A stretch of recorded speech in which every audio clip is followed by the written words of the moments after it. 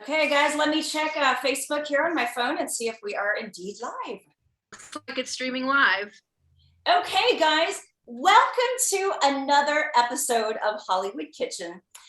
This past, I think it was our New Year's episode, Laura, was it, that you and Bruce and I were doing? We're in the middle of the episode, our phones went nuts, and we found out Betty White had died. So we had like an emergency meeting at one point to discuss. And obviously we had to do a tribute. And so it took a few weeks, but I have assembled Betty White. is that okay? I've assembled a wonderful crew of people to join us today. We are going to celebrate Betty's life, her career, her animal advocacy. We are going to make wacky food. It is going to be awesome. So welcome to a spectacular, epic Betty White cook-along. And I've got some many new faces today making their Hollywood Kitchen debut, not to mention some old, wonderful Hollywood Kitchen friends as well. So first I want to welcome everybody. Danny Miller, once again, my friend and frequent collaborator who lets me invade his home. Don't forget to mention and me. Charles, his son. So tell us a little bit about you guys really quick so we kind of introduce everybody. Well, we love Betty White, and during the pandemic, we had watched all the Mary Tyler Moore shows, and Sue Ann Nivens is like the greatest thing that ever happened to that show. I don't want to steal Laura's thunder, but when Cloris Leachman died and when Betty White died, we watched The Lars Affair, which is, I mean, I think we watched it like 4 times in the past year. But the day Betty White died, which Charles informed me, because he was very much looking forward to her 100th birthday, we were shocked and saddened. Yeah, even though she was 99. 99. Not everyone could say that they're like extremely shocked that a 99-year-old died. But that night we've been watching 2 episodes of Golden Girls every single night, and we love to vigorously sing along with the theme song. So we thought we'd lead a sing along to start things off. Are you ready? Okay, let's go. Go and start singing. Thank you for being a friend. Travel down the road and back again. Sing it, everybody. Your heart is true. You're a pal and a confidant. And if you threw a party, you invited everyone you knew. You would see the biggest gift would be from me, and the card attached would say, "Thank you for being a friend." So Dan is a journalist and a classic film fan. His son Charles is a brilliant kid who's probably going to win like the Nobel Prize for physics or something someday. Charles is just brilliant. Then we have Krista Lawler, who is a tireless advocate of classic Hollywood, Norma Shearer, and all things vintage in Indiana, where she's joining us.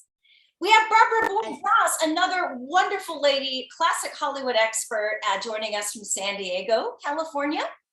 New to the show today also is Barbara Boyd-Ross.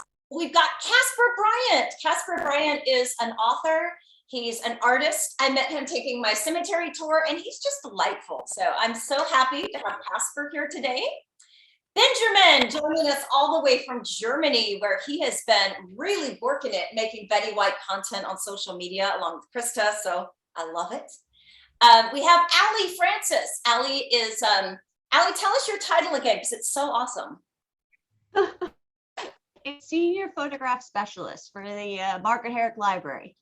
Yes, she is an Academy librarian and photo specialist. So she's awesome and loves the Golden Girls. We have Annette Bohanec, who's been on many Hollywood Kitchen episodes. She's going to share with us her visit to Betty White's hometown in Oak Park, Illinois on the centennial of her birth. And Laura Gabriel, my friend and frequent partner in crime, Marion Davies' biographer and a fellow close-up fan. So Laura Gabriel, thank you for joining us too. It's my pleasure. I'm so glad we're doing this. Me too. When I first got the idea to want to do this, my first thought was, oh, we'll all make cheesecake. And then I thought, wait a minute. She always made crazy, weird stuff on the Golden Girls. And I thought, how bonkers and fun would it be if we all just made something different and even weird if we want, and talk about the episode maybe it was connected to. And this cookbook, by the way, you can find used copies of it for like 20 to 30 bucks online.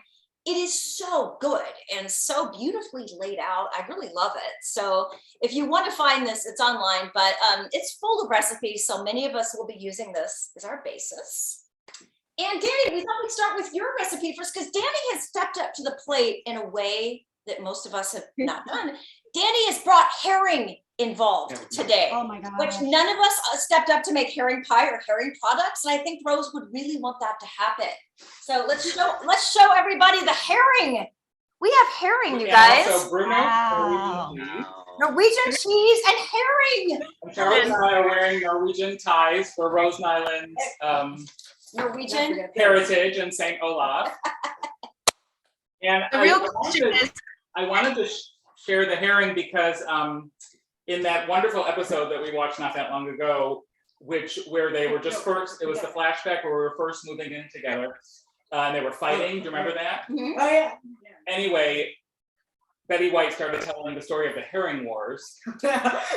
And if you remember, it was the two families, the Johansons, we have herring from the Johansons because they pickled their herring, and I would love Carrie to try one. My main reason for this is to force Carrie to eat herring. I'm scared. It's so good. And then the Lindstroms, which was not, I think that was before they decided her maiden name was Lindstrom, but the Lindstroms had the herring circus, which we can talk about later. Okay, it's not her thing. I'll try. Yes. Thank Yeah, you. Ruth. that was my question, Danny. Are we training the herring for the circus? No, they did go through one went through the cannon, but only once. He hit a tree, if I'm getting that right. And they have to juggle little Ginsu knives. Yes, that's it. Unfalse remember- themselves. It might not be very Juice over credible. my hands now. Do I have a napkin? You know, you're all the more authentic. Making a dessert with herring juice all over your hand. Anyway, so for our main dish, we made Mr. Haha's New York style mini cheesecake cupcakes. And if you recall one of my other favorite episodes, which was a piece of cake, we see the terrifying Mr. Haha, the most horrifying clown I've ever seen in my life. I hate clowns. I consider dressing up as Mr. Haha, but I don't think I can handle it. I would run out the door and be like, no, we'll do this episode for my car or But something. we'll see a real cheesecake later, but these are actually quite delicious, and it's in the Golden Girls handbook. Okay, can I eat one now? Just wait a This is minute. for you and Mr. Haha. What's that? Oh my God! Is that? I'll punch your heart out, Mr. Haha. It's one of Oh, my favorite episodes. well, and what I love about the episode is I think that's the one where we have one of the only flashbacks to Rose and St. Olaf right after her husband died, Yeah. and she was lighting a candle and talking to him, which is Yeah. very moving. And she somehow forgot it was her birthday. Yeah, and if you look around her, But no, she was kind of faking that. well, if you look around her house, Yeah. you'll see many signs of her Norwegian heritage. Yeah. She has a Norwegian flag. She does. Mhm. It was her birthday, so she made a cake and then walked out the door and Sorry, I got herring Okay. stuff all over. purposely forgot. Oh, okay. And And then the other flashback in that episode, which I think is that one that I also love, is one of the 3 times I think we see Estelle Getty without her makeup on, because it's when Dorothy was 20 maybe, or even younger, 19. And they had this amazing actress who really looked like young Bea Arthur. And it was such a poignant scene. And her father's still alive, but he's in the other room, played by Sidney Melton, the voice, who's in everything. And before I show our prior results, I wanted to say that one of my favorite memories when I first moved to LA is attended a Golden Girls taping. My mother was visiting, my late mother in the late 80s. Yeah. I can't remember what episode it was, but I'll just tell this quick story that Estelle Getty, who was hysterical and I love, but she kept blowing her lines over and over again. God love her. And so they must have done this one scene on the great set of their house. I swear to God, it was at least 10 times.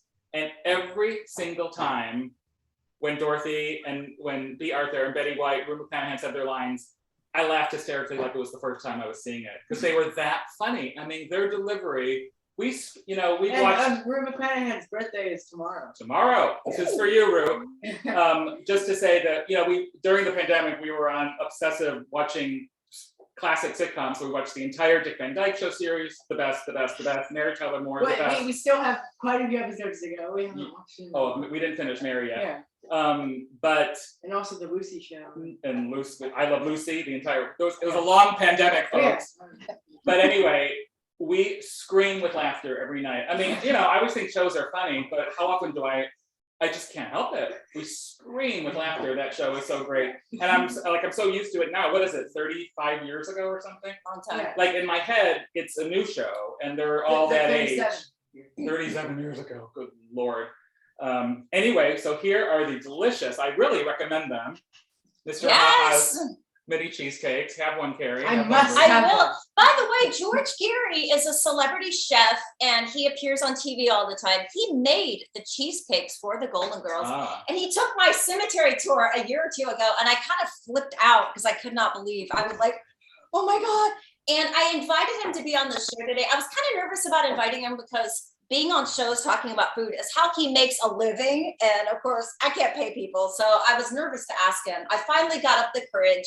But it's his wedding anniversary and he and his husband are in Hawaii all week. And I thought, well, we'll do another episode with him in the future though, because he's a sweet guy and he's got a new book coming out about the history of LA restaurants. So there's plenty of stuff we can do with George in the future. Excellent. That to me, that was like the ultimate celebrity to take the tour was the guy who made the cheesecakes for the Golden Girls. The best. That blew all the other ones out of the water, to be honest. Excellent.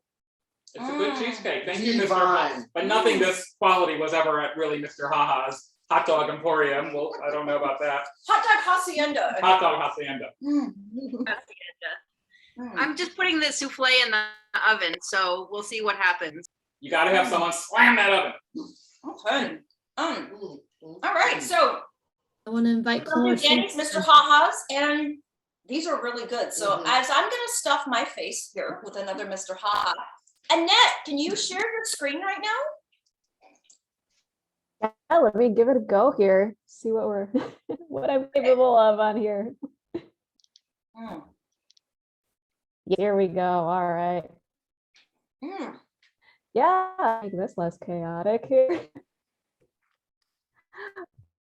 Well, yeah, thanks for having me on here. It's a delight always to be on Hollywood Kitchen and to chat about Betty White this afternoon.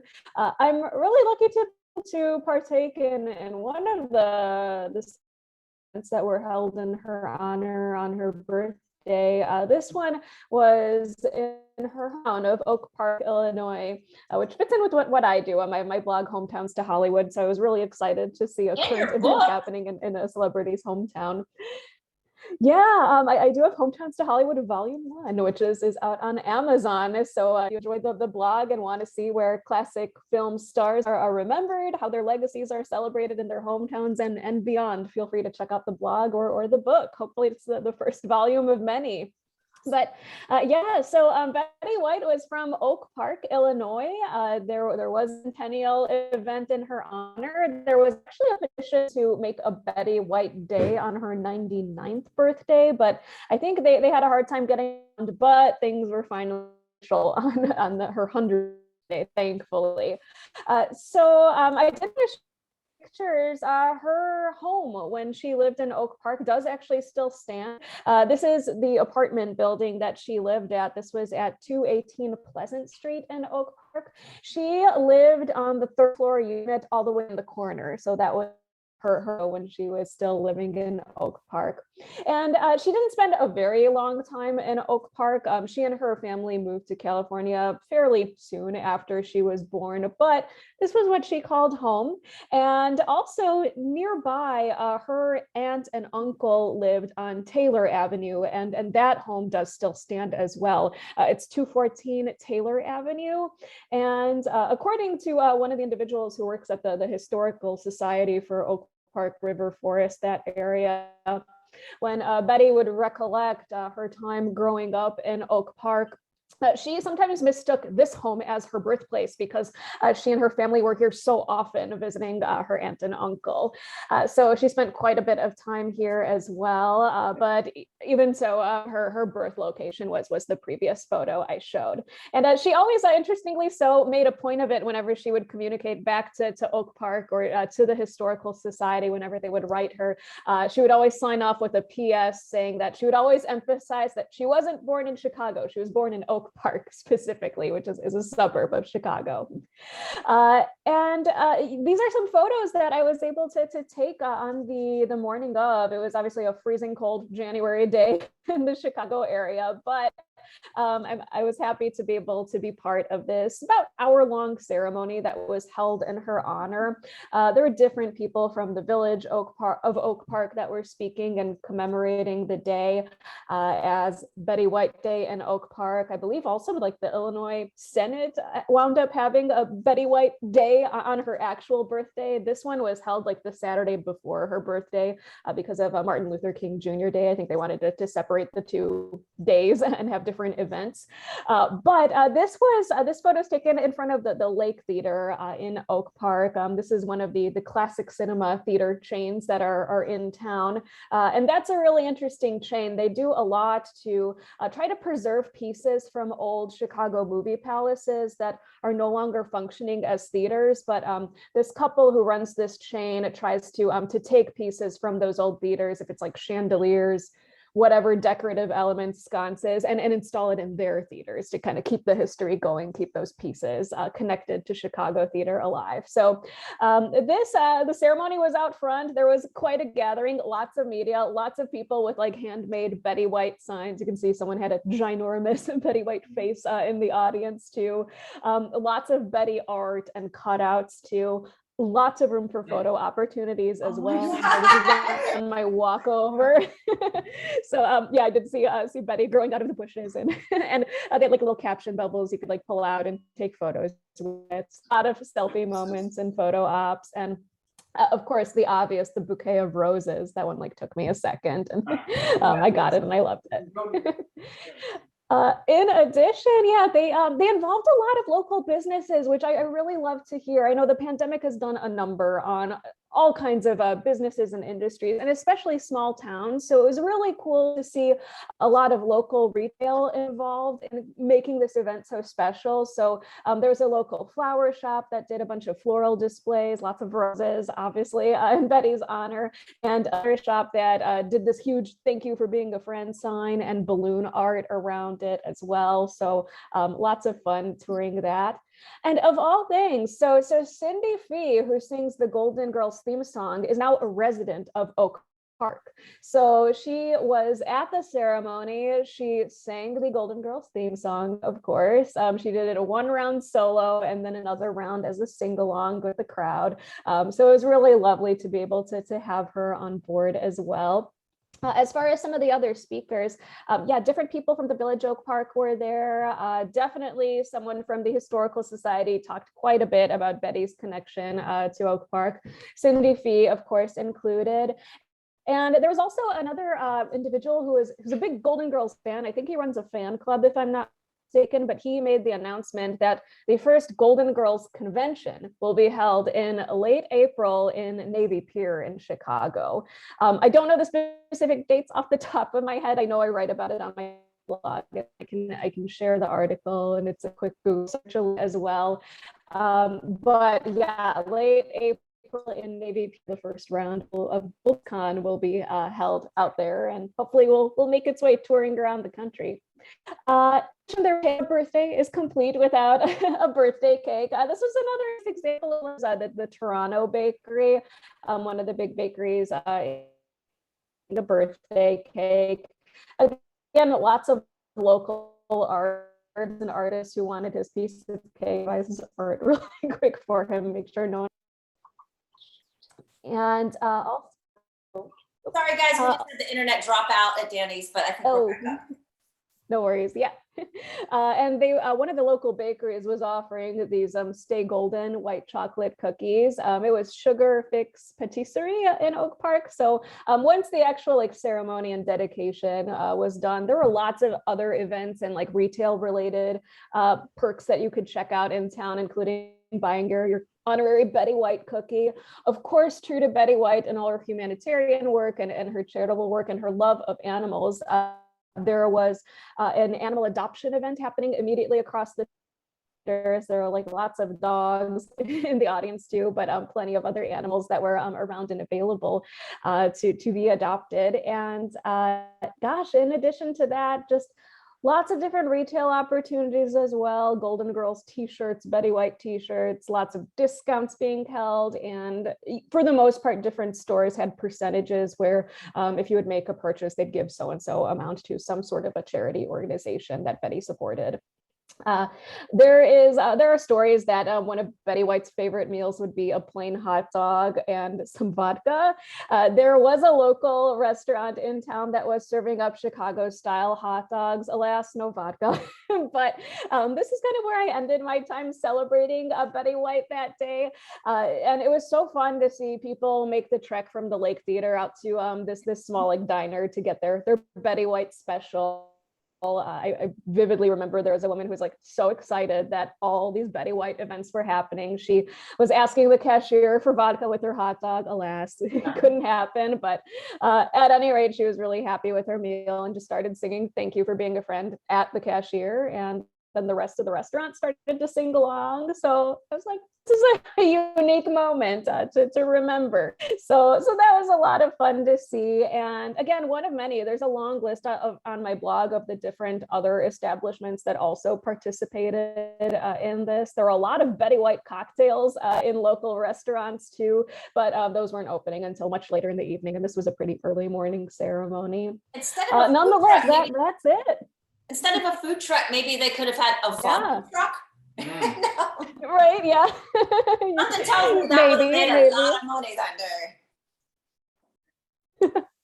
Definitely, yeah. A lot of money would have been made. A lot of funds would have been raised, probably as well. So I think Betty would have been proud to see the ceremony in her honor, and it was fun to see.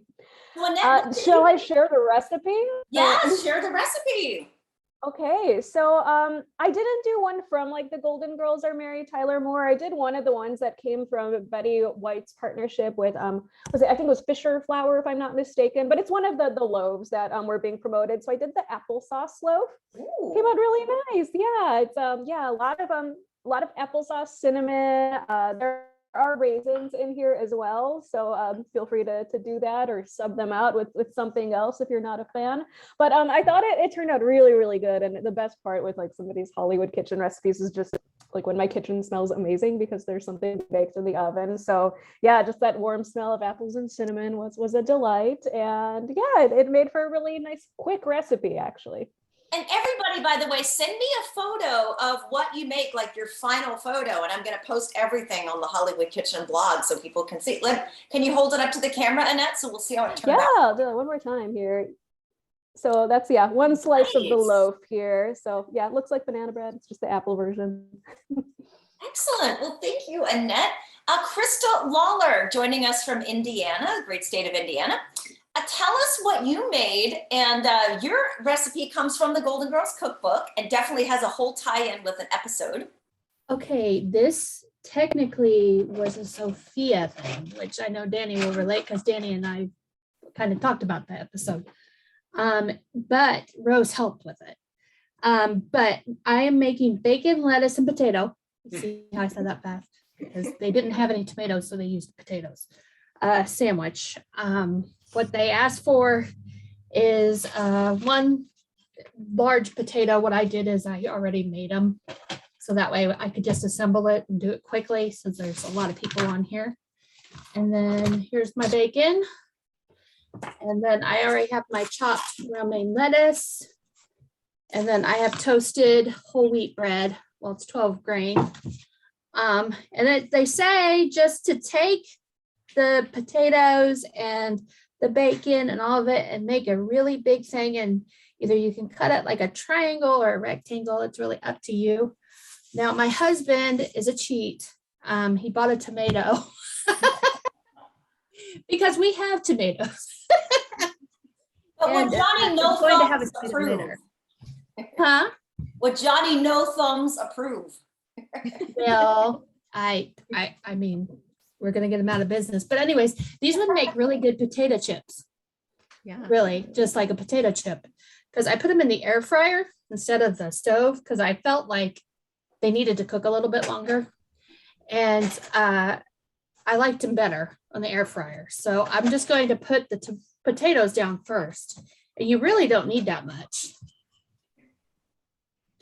I hear air fryers are the coolest thing ever. I have so many friends that are just like in love with them. I got one for Christmas, and I find that I'm eating better, and I've lost a little bit of weight with it. So, which is good because I need it. Okay, so here I'm trying to show you how. Okay, here's I just put about 4 on a piece, and now I'm gonna put the romaine lettuce. I already pre-chopped mine. On the potatoes, I also put salt, pepper, and thyme, but I bought fresh thyme, so I had to shuck it off. They say about a teaspoon of it. So, okay, now I got my lettuce on there. I thought I was gonna have a little helper, but I guess I don't today. And then my husband bought really thick bacon. Now you could use like turkey bacon and stuff like that for those who might not like bacon. I can't really do all the grease, but like it works just as well.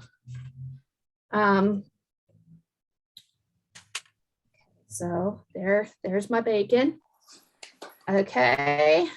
And you just, if you want to put more potatoes on top, you can. I'm just going to do that. Now, my dad at one time used to have, and this is what it reminds me of. It reminds me of like potato chips. He'd have peanut butter and potato chip sandwiches. Ooh. So I'm thinking, I've seen this before, but all right. Oh, this is I do have an Elvis cookbook, and I thought about doing the Elvis peanut butter deep fried banana sandwich. So this is a pretty big sandwich. I mean, I could see how you would put Johnny No Thumbs out of business.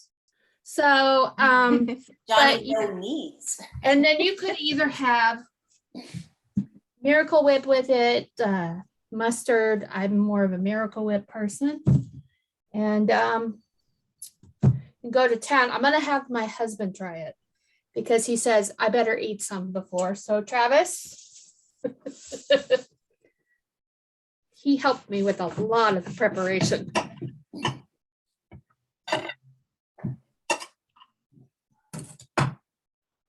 That's why he bought that thick cut bacon, because he knew he'd be the tester. This is one fact, by the way, off camera, who has been helping me tremendously today. So thank you, Ruth.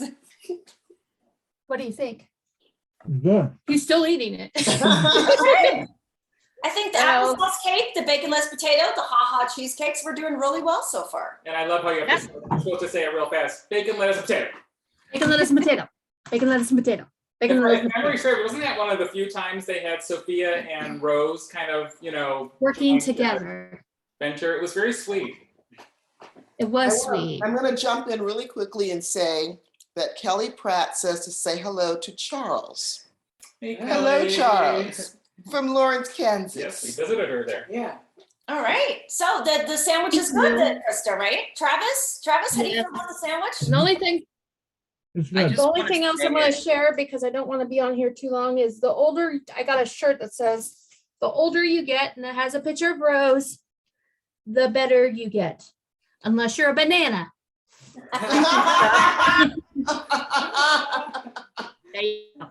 Well, I always talk about this, on the cemetery tour, because Estelle Getty's on my cemetery tour. And I think that seniors, you don't often see them in movies or TV. A lot of times if you do, it's a bit role. It's the mean, grumpy old man, the nutty, crazy cat lady. And to me, there's so many things I love about the Golden Girls, but one of them is that it celebrates women, it celebrates friendship, and it celebrates making the most of life at any age. And you don't see a lot of TV shows or movies that are centered around seniors. And, based on a lot of the seniors I am lucky enough to know, they do celebrate. They do. They're some of the busiest, most active. A friend of mine I was on the phone with the other night, she's 91. I cannot keep up with her. I mean, she is that much of a dynamo. So I think that show really celebrated seniors in a way that you don't see in our society. And I was going to say, my mother said something about this because my grandmother talked about it a lot because she was Italian as well. And when you were in the middle of depression and stuff like that, you were rationed a certain amount of like foods. So when you didn't have tomatoes, you couldn't go out and go buy a tomato. You used what you had. So it's like the potato thing's not really that far off. So, and Sophia was a product of that. You're absolutely right, Krista. That's a very good point. Well, thank you for sharing this. Thank you. And thank you, Travis, for joining the fun. All right, Barbara Boyd Doss joining us from San Diego. Barbara. Woo, so cool. Hi, everybody. Thank you. I'm so excited to be here. Thank you so much. I love the Golden Girls so much. I just love everything about Betty White. When I was a little girl, I started watching her on the Pet set. She's just beautiful. How could you not just fall in love? I mean, she's like, everybody wants to have her as their best friend, their favorite aunt, your mom, your grandma. I mean, she's the best. And the Golden Girls especially. I work with older adults, and just to see, like you said, Carrie, just see those older women, mature but still vibrant and living their life and enjoying it and dating and falling in love and going through the difficult times too, and how they handle that. It's beautiful. And I think it's just for sure.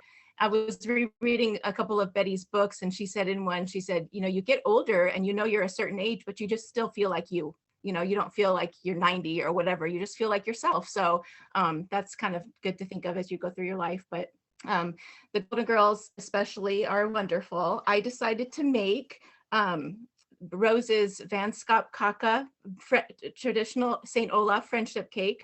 And she made it in episode 9 of season 5. Because she wanted coworker Roger to like her, and because everybody always likes her, she's the nice one, she said. And it's delicious, by the way. It's too delicious. It shouldn't be in my house right now. So it looks like this. If you can. Oh my gosh!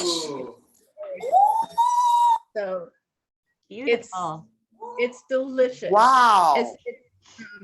It's like a sweet bread rather than, a light fluffy cake, but it's so good. It's almondy. And as Rose said, it's made with milk, sugar, honey, a whole lot of love, and a drop of sunshine. And a little drop of sunshine. So I made 2 of them in case the first one didn't come out, and they're going with me to work tomorrow for my coworkers, and I hope they like me. So I think next time if I make it, I get in little pans and then give those. This will be kind of fun. You can bring them to just the to share a festival. Yes. Oh, good. And that, I'm sure. yeah, you guys can bring some Little to the memory festival. of the girl. I thought about this. I thought about if I can manage this, maybe I'll go to the dollar store, Ruth, buy a ton of Tupperware and make the Hollywood Kitchen to go kit. We can make Katharine Hepburn's brownies, cheesecake, and just be like, here you go, everybody. Which we need during those steps. Well, you can find, this is the thing, the dollar store near me in Burbank, there's so much Tupperware for so cheap. I swear, I'm there like Yeah. So that's not about. I love that. Guys. Always thinking. Making cake. Good. Well, I wanted to share just quickly a Golden Girls memory for me is I was a caregiver for an older woman for 17 years. And her favorite thing to do was watch the Golden Girls. So every single day I said, what do you want to watch today? She said, the girls. I want to watch the girls. Mm-hmm. So we would watch the girls. And in her last 2 weeks when she was passing away, all she wanted to do was watch the Golden Girls. So it's like that, they just brought her so much comfort and joy. And it's just, so it just makes me, so the girls are very important. Betty White especially, she really identified with Betty White.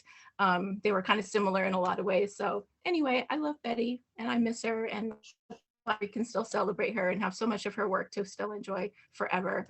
And Charles, you have awesome taste in television shows. All of the ones that you're watching are my favorites too. So yeah, thank you. Well, Casper, so welcome to Hollywood Kitchen. I'm so excited to have you here today. Hi, sorry, just unmuting. I'm so thankful to be here with all of you. I, of course, love Betty White too. I love the Golden Girls. I decided to go with her Clown Sundays.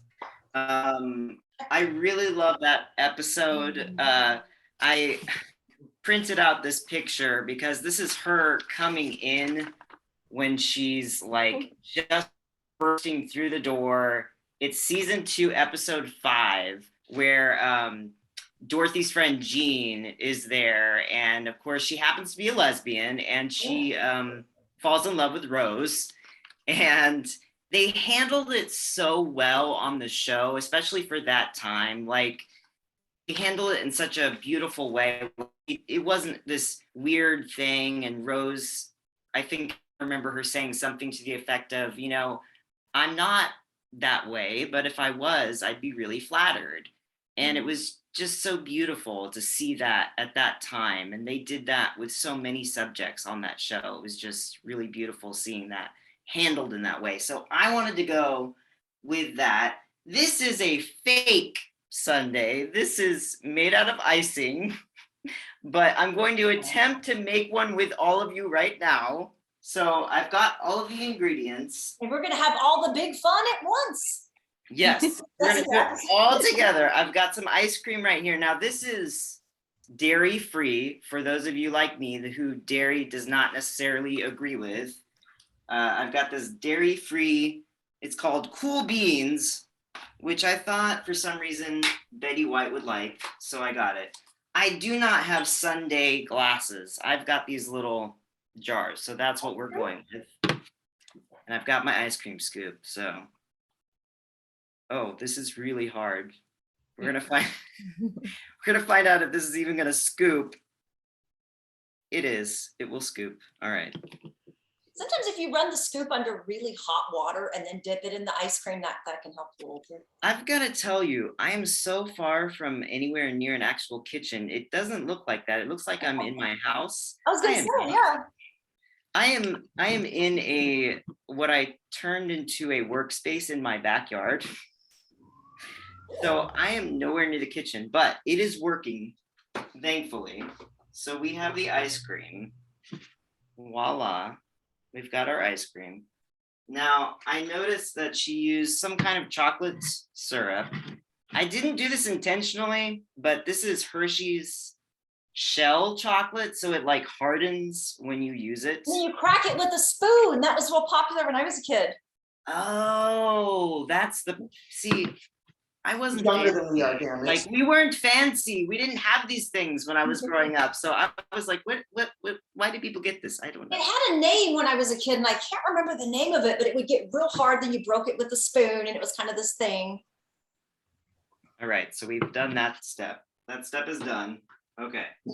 Now for the clown. Now this is really important because when she walks in, she's like, everybody gets a clown with a clown hat, with a sugar cone hat. That's very important. It's a very important step.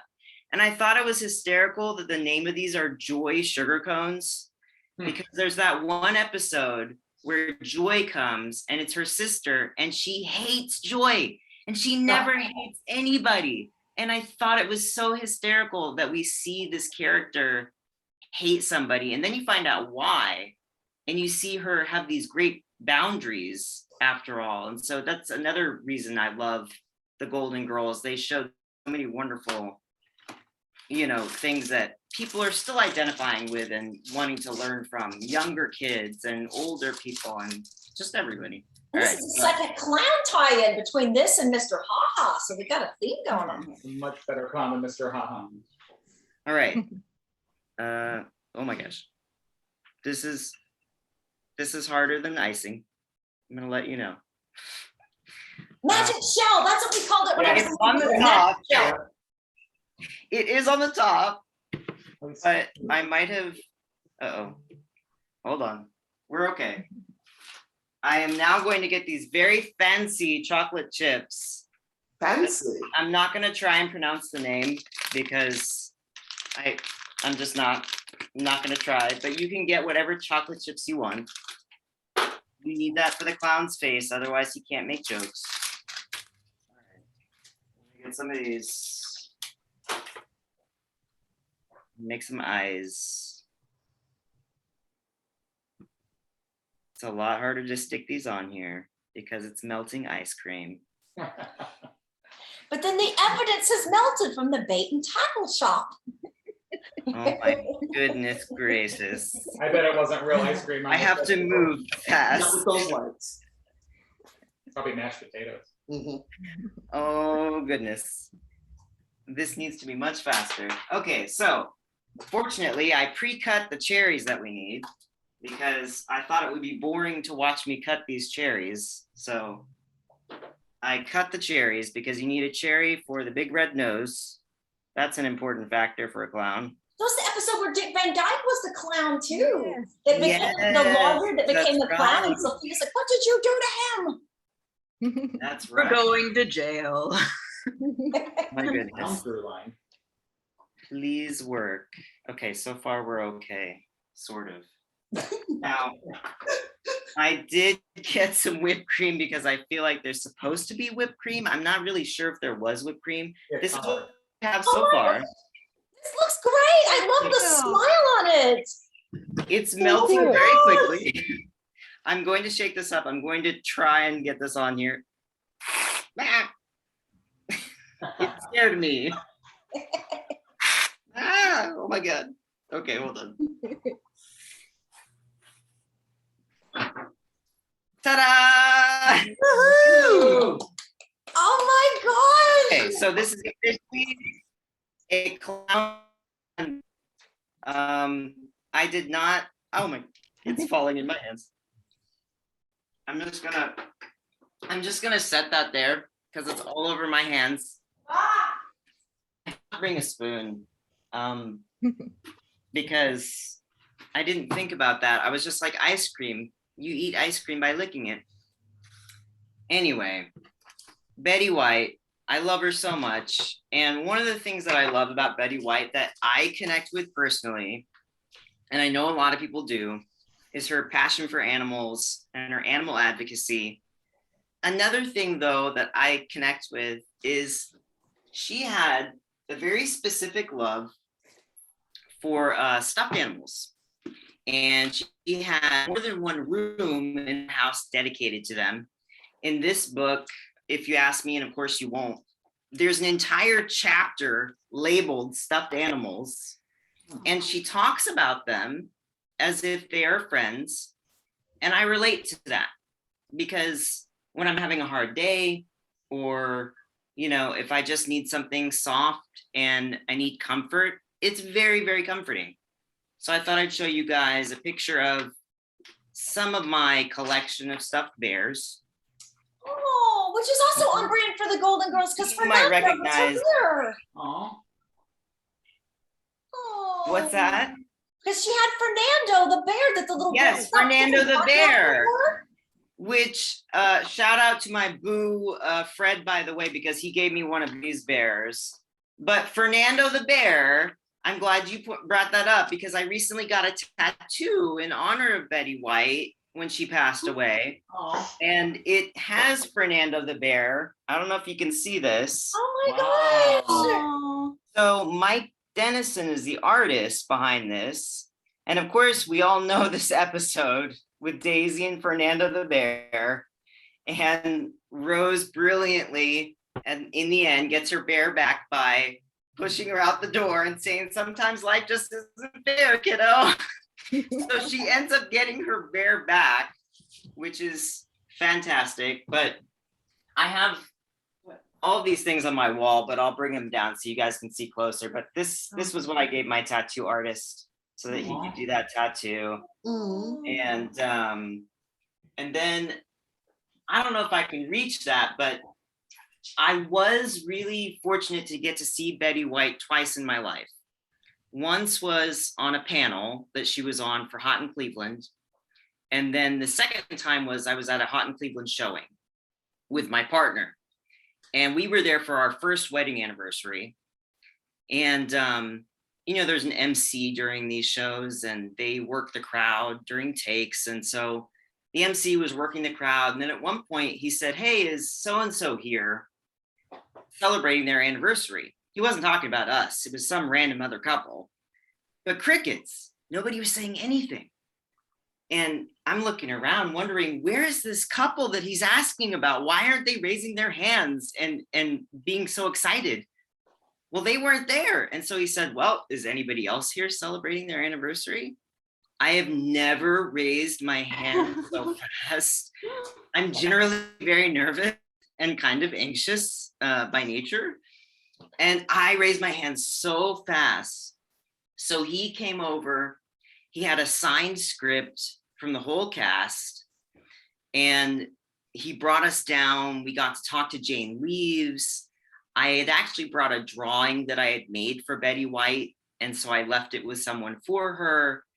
I found out that my grandfather possibly interviewed her at some point when he was a reporter way back in the day, but he had already passed, so I didn't get to talk to him about it.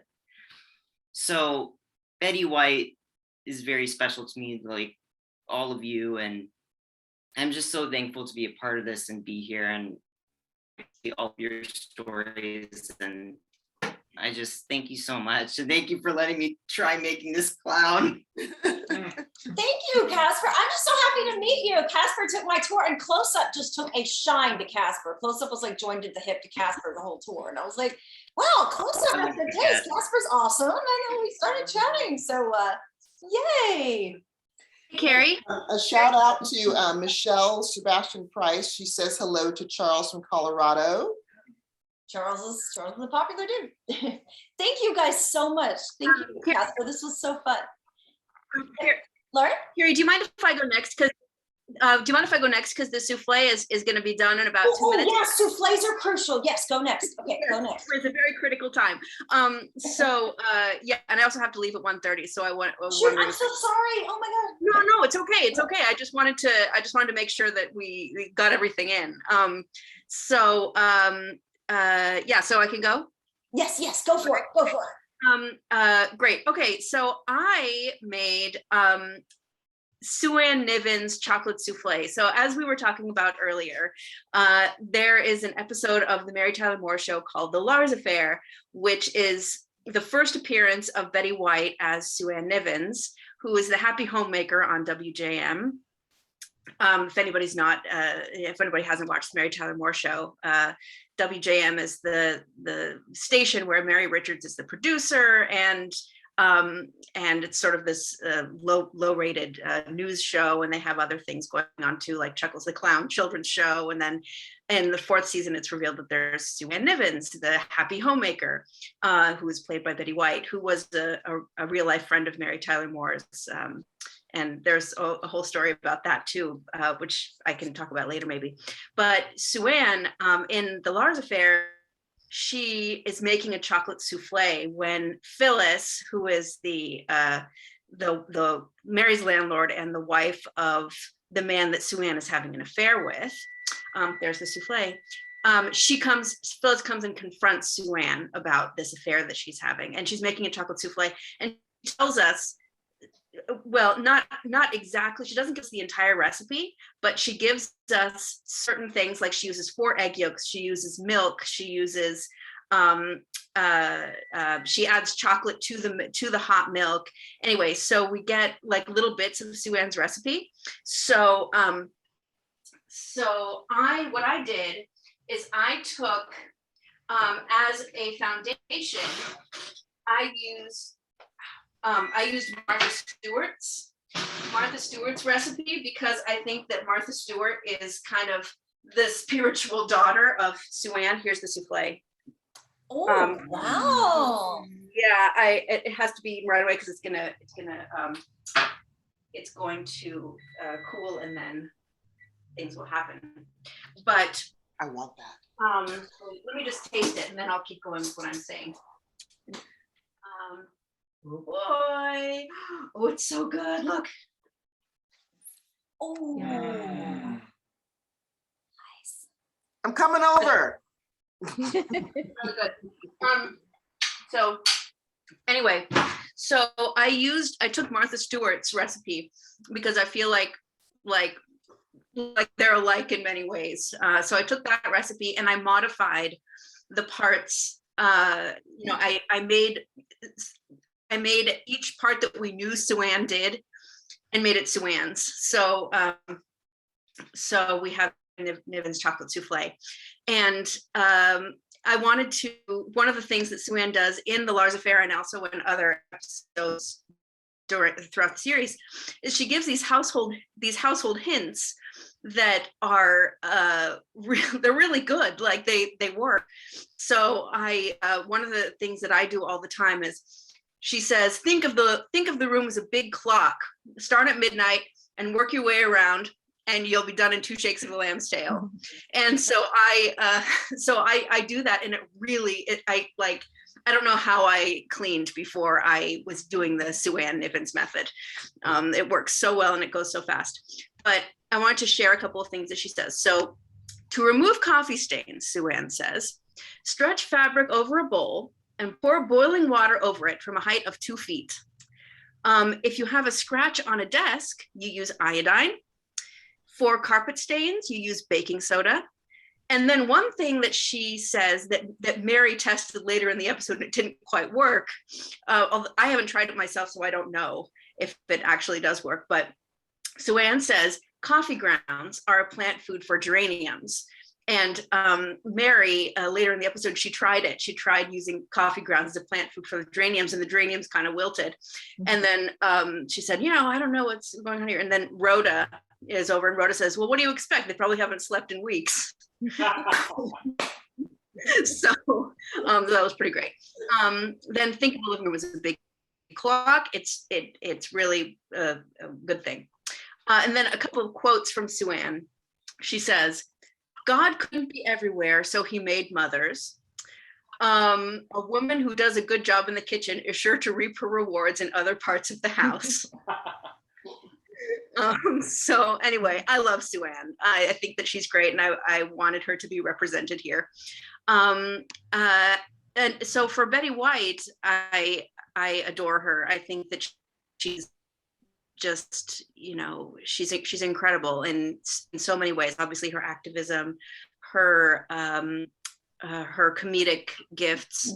And if you watch her outtakes, the outtakes where from Mary Tyler Moore or from Golden Girls in there on YouTube, she's so amazingly good at just being quick at coming up with some witty line, like at one point when there was a retake of seeing Mary Tyler Moore, the Jay Sandwich was like, okay, let's do it once again. And then she says, oh, Jay, did you like it that much? That kind of thing.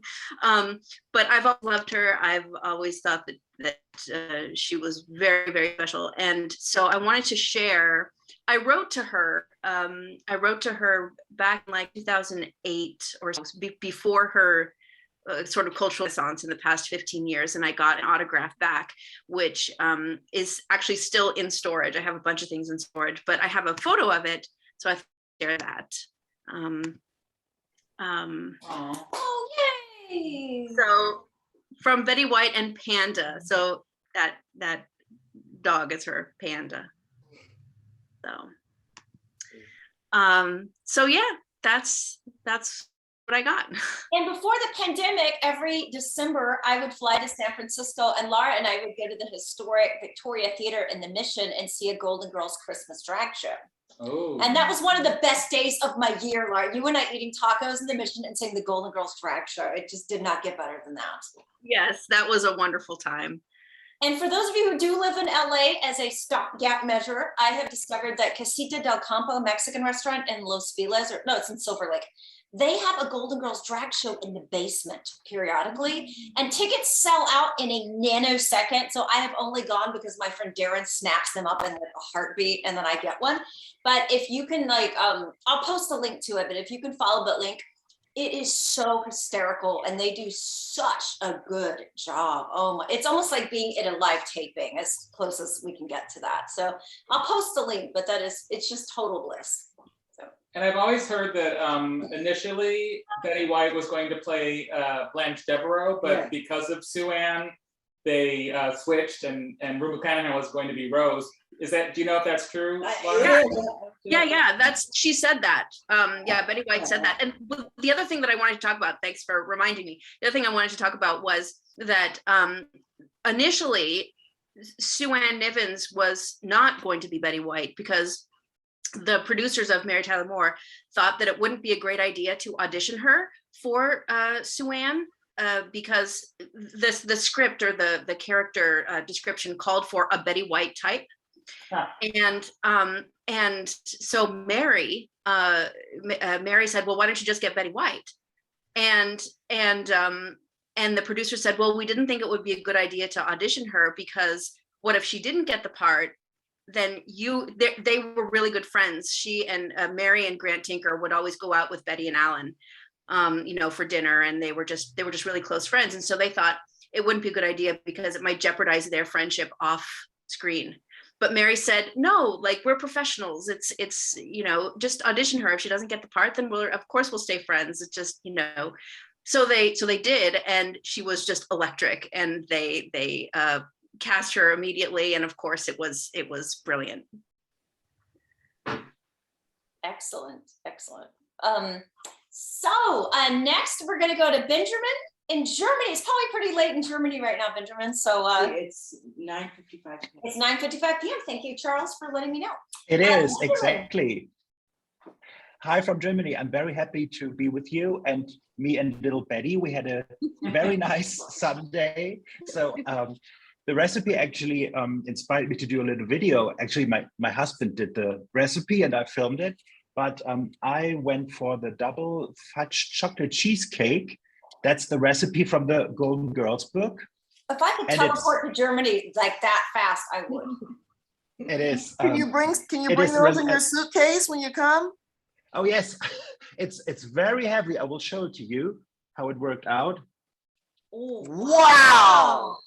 So it's very massive, and well, as we found out, you can only eat one piece and then you're done. So this is one.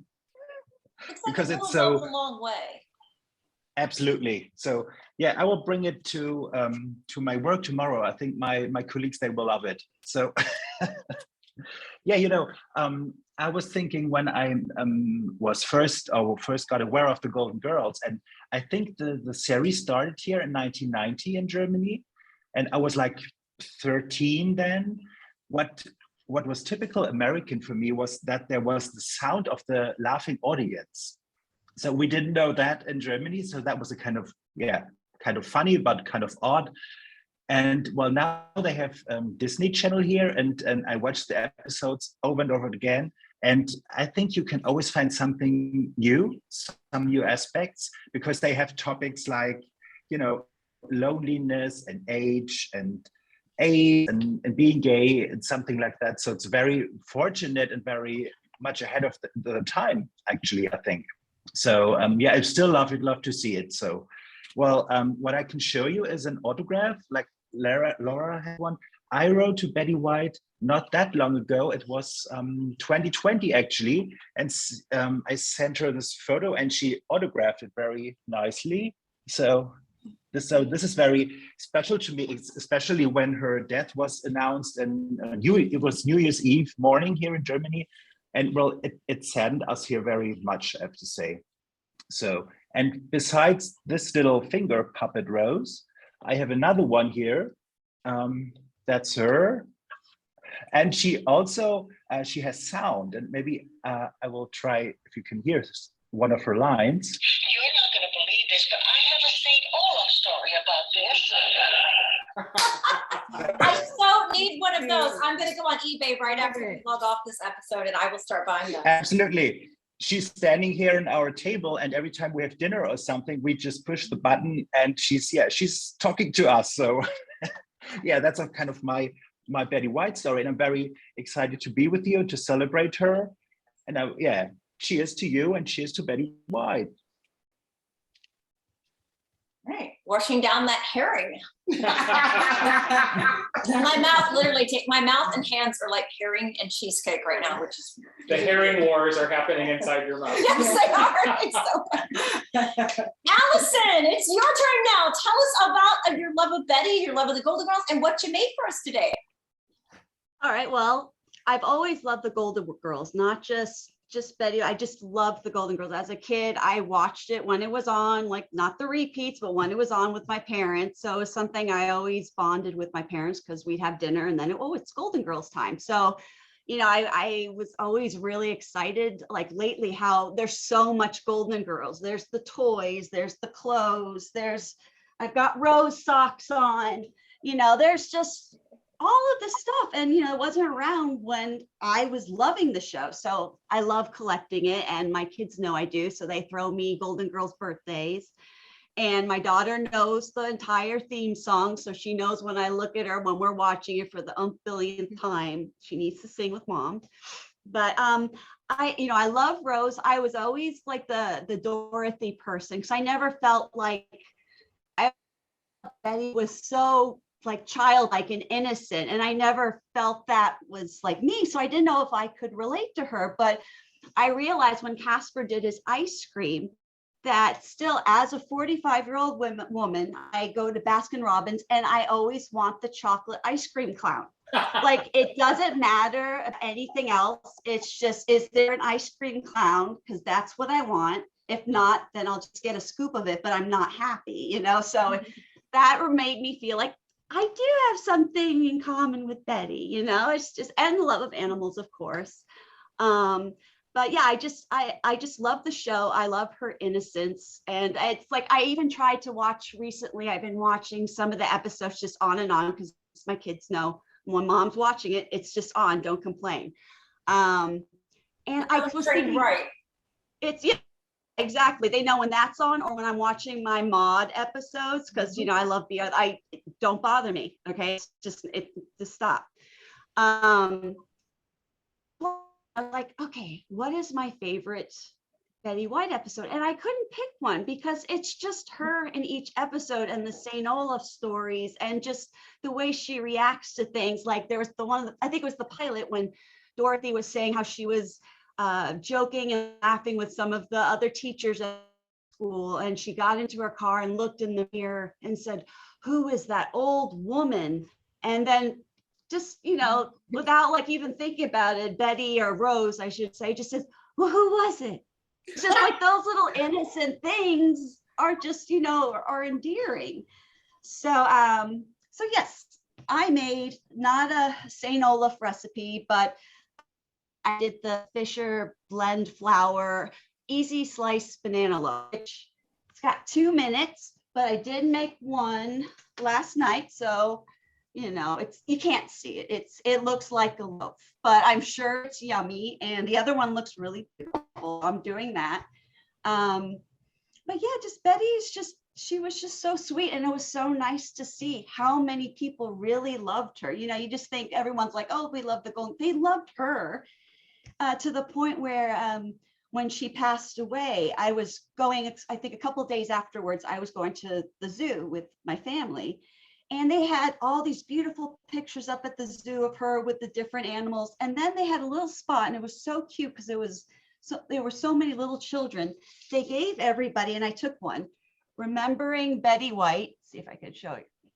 And you could write just like a little note to her, and they put it all around all these white roses. And it was just really sweet and touching that, you know, she meant so much to everyone. And even our landmark in LA, Pinks, they had, you know, thank you for being a friend. And they had a naked dog, which I got, and part of the proceeds go to her, the animals, the wildlife. So I just thought it was so sweet. I heard that on the day of her birthday, when they were encouraging everybody to donate to an animal charity, I heard the LA Zoo got 70,000 in donations that one day. Really? Yeah, that's what I heard. So I hope that is true. I hope so too. But, you know, she's just wonderful. And so, you know, I have have a big collection. Anytime I find Golden Girls, I buy it up. So I have just a few bobbing heads, little pops. I have key rings. I have everything. But one of the things I love, my friend Sean, pre-pandemic, she did a cross stitch of the girls for me. Oh my God. Isn't that cute? So hopefully Sean's watching. I told her that we were doing, because she loves the Golden Girls too. But yeah, so that's kind of my feelings with Betty. I love Betty. She's a sweetheart and so childlike. And so I was actually happy while listening to Casper. I'm like, I have a quality like her, the ice cream clowns. So that's my story. Right. And I'm going to go last. Okay. So I have a confession to make. The Suburban Crispies test bake at my apartment did not go well.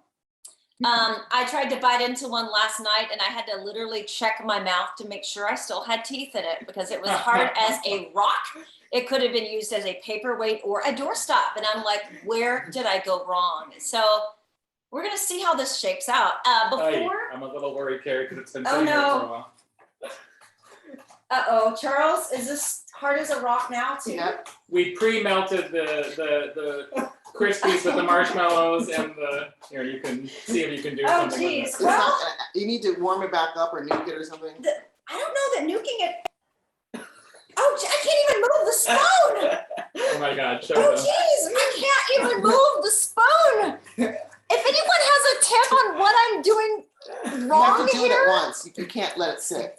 okay. What is it, Carrie? Like, what did you? What is it made of? So what it says Remember- is melt the butter in a heavy saute pan over low heat, add marshmallows, sprinkle cocoa over them, stir with a heat-proof spatula until marshmallows are melted.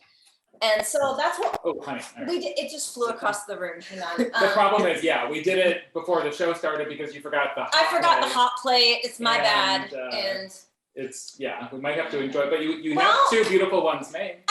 they Well, look good.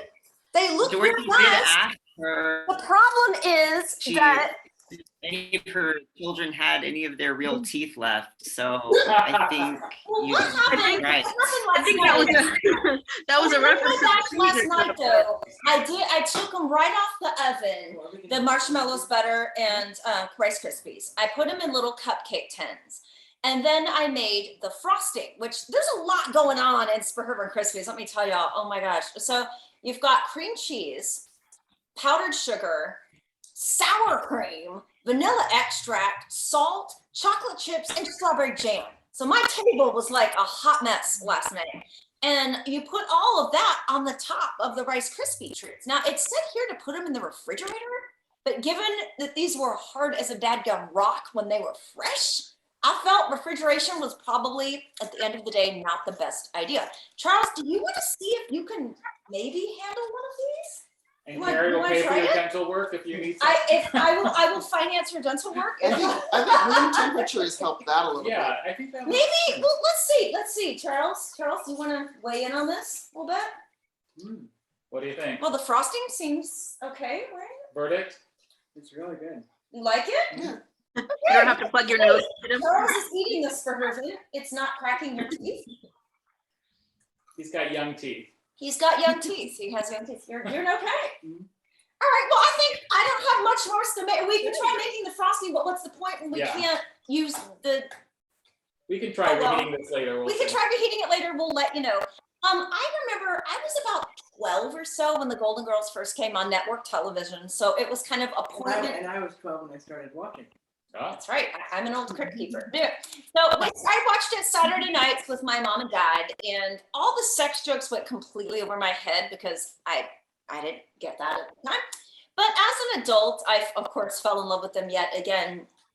And I kind of see a little bit of my personality in each one. Like I'm very Southern, like Blanche, but I don't have the accent, and or I'm not a man chaser. But I like the naivety and the sweetness of Rose. I can definitely relate to that, and I love the animals. And believe it or not, and this is true, we had a piano playing chicken at the Texas State Fair when I was 6 years old, and I remember that to this day. So that is a legit thing, a piano playing chicken.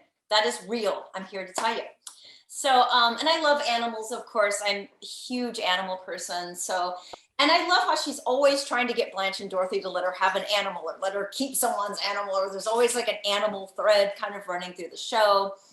And it makes me laugh. And especially when I've gone through very hard and very stressful times, especially the pandemic, I felt kind of like they were my roommates, you know, like a lot of times I would, especially when we were on lockdown, it was so isolating. I thought I was going to like lose my mind. I would put the Golden Girls on every night on my laptop, and I'd sit at the dinner table and I'd eat dinner and watch the Golden Girls. So it kind of felt like I am not alone in this. I have company. I got the girls. And of course, I go to the drag shows in San Francisco with Laura. I've gone to them in LA. And yeah, they just provide me with so much joy, so much laughter. And again, it really is amazing how ahead of the curve a lot of those shows were. They talked about ageism, sexual harassment, like a lot of homelessness, a lot of topics that we still grapple with today.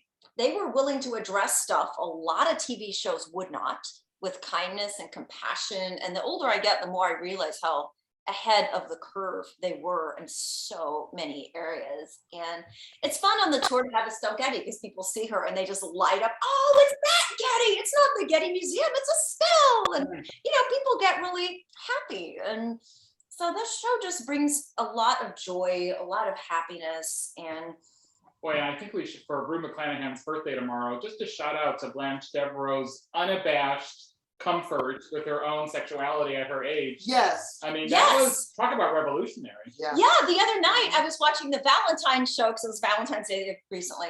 And when she gets up on that mic inside the drugstore and goes, we are women, we are sexually active, we are mature, we are responsible, and we are doing what's right. I was like, that is a mic drop moment decades before that phrase ever came into existence. Like Blanche was dropping it. That was so, it shocks me they did that in the 80s. And just, it's incredible. She was a third wave feminist before third wave feminism was a thing.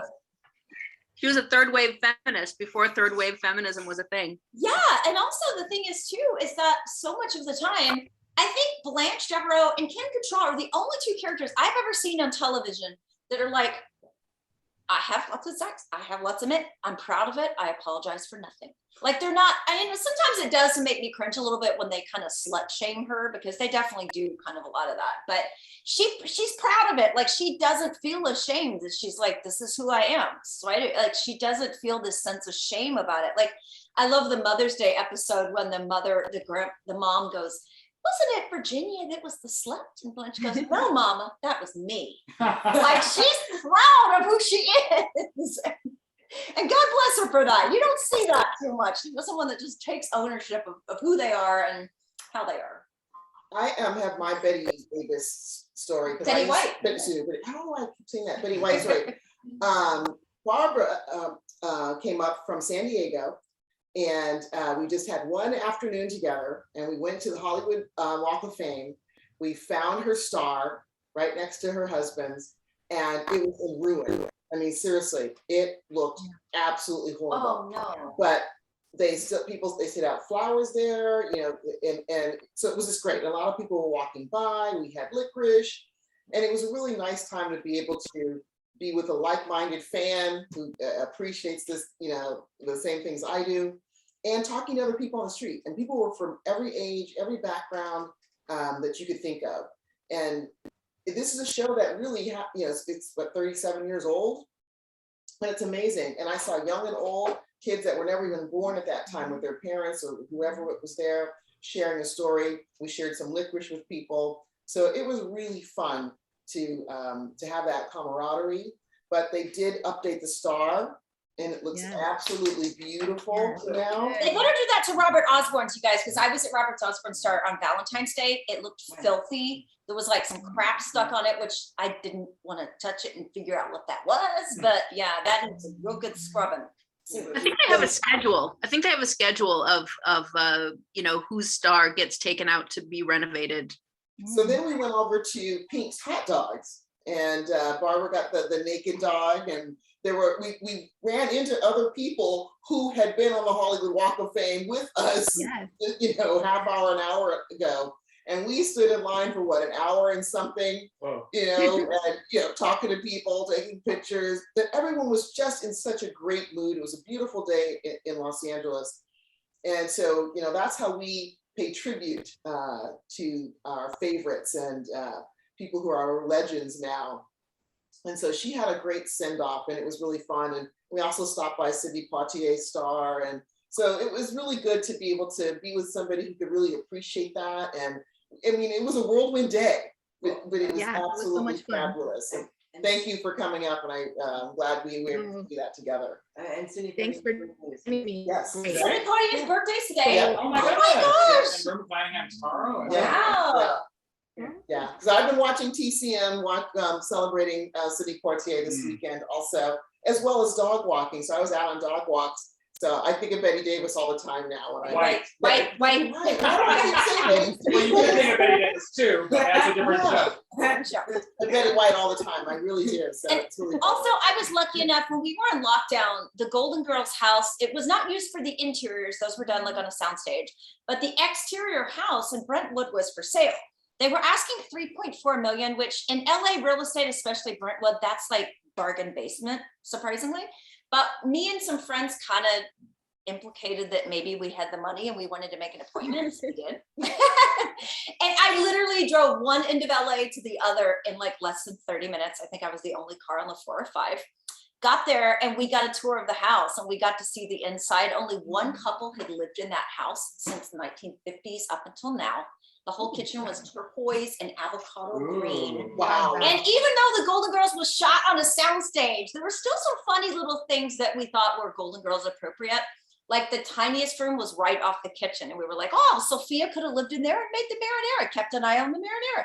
The master bedroom, oh my gosh, the master shower was so gigantic. I cracked that she could have fit a whole ton of Greek sailors and Mel Bushmen in that shower. And it had a private entrance off the side. So once Blanche had all these in and out of the room, they could have a private entrance where they don't have to leave the front door of the house. So we were cracking up about how appropriate it was, even though the interiors weren't shot there. And the bummer, we were joking about how much money we would all need to pool our resources to afford it, which obviously not possible. But apparently the people who bought it are not the least bit into the Golden Girls and have now put all this crap in front of the house where you can't even see it and it stinks. So I feel like I got in there right before this happened.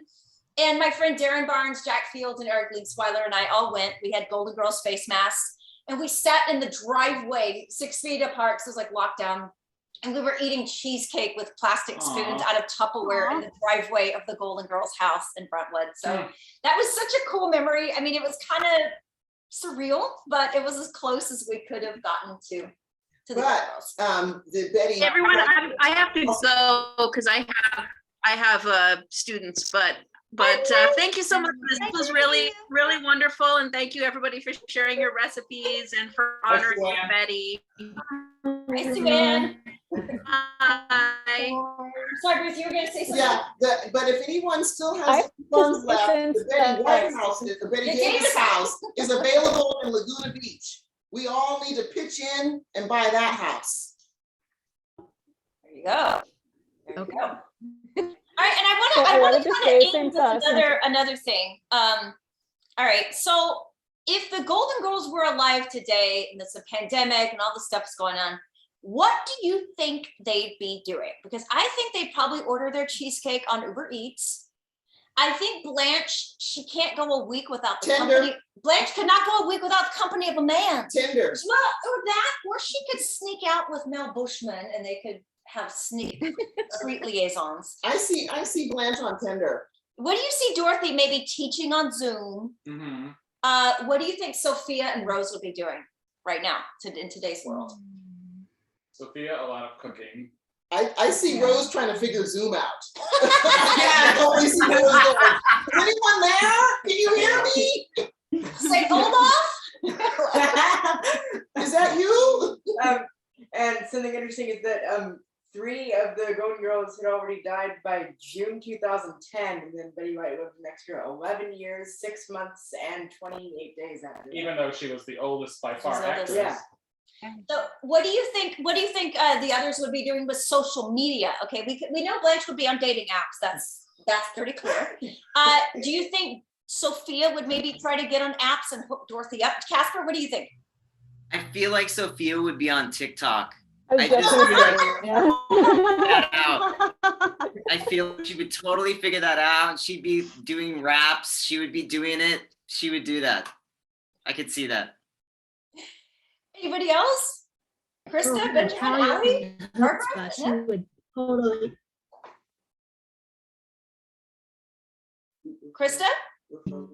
Wreath canceling on. Sorry, we're frozen. No. Sorry. I agree Rose, with she Casper. could do a cooking. Oh, sorry. I said I agree with Casper about Sophia. You gotta give. I'm partially Italian, and sometimes we get very hard nosed, and I'm sure she probably would have found a way to take off. Maybe Rose would have started trying to write down all of her St. Olaf stories. Maybe little book. You become a blogger. Like Yeah. St. Olaf. Yeah. A St. Olaf MySpace page because she'd still be on MySpace. Right? Yeah, probably. Yeah. Who knows? Podcast, maybe? If she got someone to help her and set it up. I wanted to just show Benjamin had just an idea. Yeah? Yeah, I think she would do some kind of a YouTube, like lessons for cooking or gardening, maybe. Okay. I wanted to show this picture of Betty with her beloved Alan Ludden. Because, I mean, have you ever read about a celebrity marriage that was more wonderful and unique than theirs? So the one moment of peace when she died was thinking that they were together again. Well, the other day when I was getting ready for this episode, I watched Inside the Actors Studio with Betty White. It's on YouTube, by the way. And you know the last line he always asks people, like, when you get to the pearly gates, what do you want God to say? And she said something to the effect of, oh, good, now you're here with Alan. And I was like, oh, gosh. So that kind of warmed my heart in a way to see that. And the last thing she I said. love watching the old episodes with Alan and Betty. Password. Especially after they got married. The episode after they got married and they just got back from the honeymoon.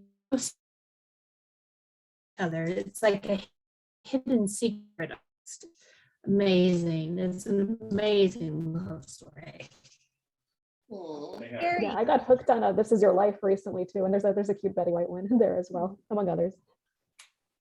My banana bread came out and I put two characters next to it. I put one of Rose just in her usual sweater and one is Chicken Little. Oh, Chicken Little. send me a picture of it for the Hollywood Kitchen blog. I will. Oh, gosh, that is so awesome. Bring one to the TCM Film Festival. Okay. Well, now we can't use all this food I've lined up everywhere for this for Herb and Crispy. So I'm really going to have to kind of pivot here. We're going to have to, after we log off, I'll post what we come up with because we're going to have a plan B for sure. We'll try. Casper, do you have something to show us? I was able to pull it off the wall. I didn't know if I could reach it, but if anybody's interested in seeing it, I framed the script that has. Oh, wow. Wonderful. There's Betty on here. She's Yep. she's in there. Wonderful. Wow. The script that they gave us is Corpse Bride, episode 419, and yeah, it was just a really special day and very unexpected and very surprising. So I think some of the best moments in our lives tend to happen when we don't plan them. Like I tend to be a planner and it's almost like the more I plan, the more things get screwed up. But when I don't plan is when cool things happen. The best I don't thing know if plans of anyone- mice and men. If anyone saw her first sitcom from the 50s, Life with Elizabeth, it's available on archive.net. I've never seen Oh, it. it's fun. You can watch it. I only know her as the older Betty White. I grew up as a little girl watching Carol Burnett too. And the other day I was watching a Betty White, Carol Burnett, Vicki Lawrence episode of Mama's Family.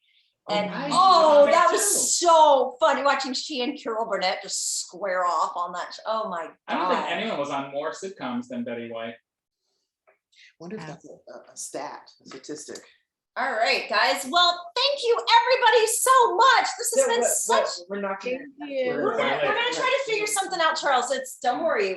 We're gonna work on this. We're gonna have to work on it privately and brainstorm, and I will post what happens. So stay tuned. And Annette and Casper, Benjamin, Krista, Barbara, Allie, Danny, Charles, and Ruth, thank you guys so much for joining me today. Thank you. And thank you all. Oofda! Oofda! Oofda! So raise a glass to Betty White, and thank you so much for joining us on Hollywood Kitchen. By the way, next month is also going to be epic because March is Oscar month, and we are going to do the second annual Oscar cook-along. So that's coming up soon. That's going to be another epic endeavor. So again, thank you so much for joining us, and stay tuned for more food, fun, and film history from Hollywood Kitchen. Bye, everybody. Bye. Bye.